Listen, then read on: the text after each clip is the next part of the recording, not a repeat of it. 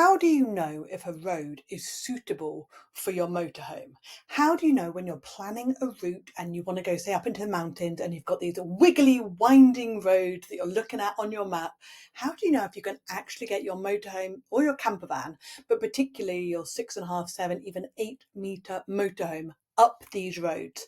Well, my friend, I am here today to share with you my number one tip for knowing if a road is suitable or not for your vehicle. If we've not met before, hi, my name is Kat. I run the motorhome and van life channel Wandering Bird, and I'm here for the motorhome and camper van owners who want to get a bit more adventurous and go off the main road with their motorhomes, but are a little bit scared of getting stuck. Until today. So let's dive in. So here we go. This is Park for Night, and this is how I know whether roads are suitable or not for motorhomes, particularly big motorhomes like mine, anything over sort of 6.5 meters.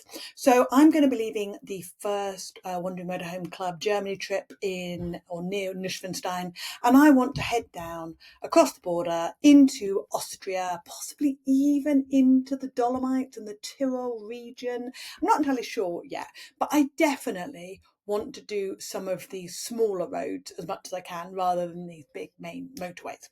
So this is how I do it. Basically, if you go to the area that you want to explore, and if you take off on Park for Night and you just do surrounded by nature, parking lots, free motorhome areas, picnic areas, those ones for now, and let's just see what we find.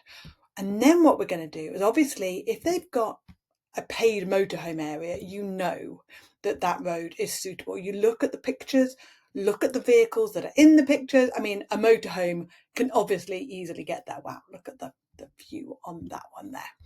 But so that's further sort of on this little road. But what if we wanted to come, let me find one of the big passes. Where was it? Kitzbühel. So I want to go up to Kitzbühel and I want to go into this sort of area here.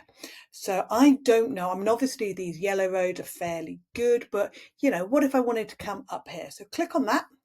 And then obviously this one here, teeny tiny little camper van. Look at the reviews and it says very steep. You need a good caravan, not suitable for a large camper.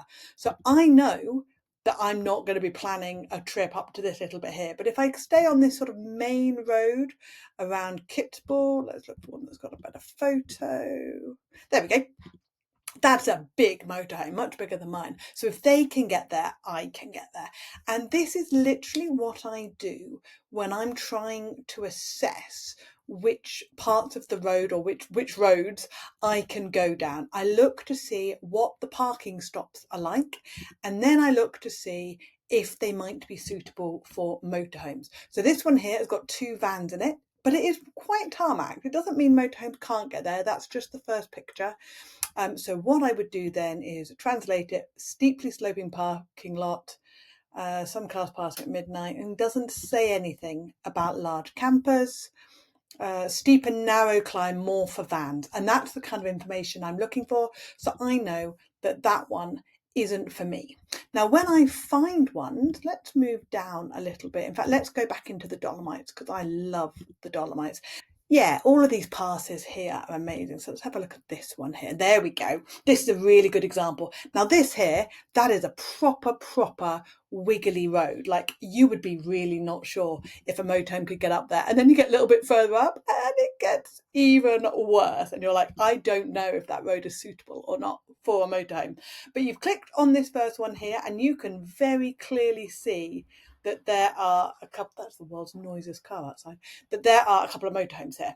And it's got some really good reviews, tons of space, incredible views. Toilet of the cable car clean, gondola takes you up the mountain in 12 minutes. And then let's just see a sign that you can't spend a night, but the season starts 25, so everything is closed, even the toilet is closed. Okay, so you probably can't stay the night there, but it does show you that the road is suitable for motorhomes. So I would probably favourite that one, just so that I know I can get up that road. And even if you're not going to stay at these places, it does mean that you can navigate that we're fine. Let's just try and find one more in a different area. Right here, that's really, really, really wiggly, really quite intimidating.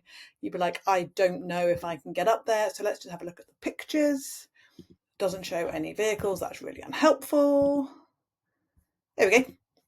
That there is amazing views. Look at that. That's beautiful. Lots of motorhomes in there. Motorhome parking is permitted. Definitely going to add that one to my list.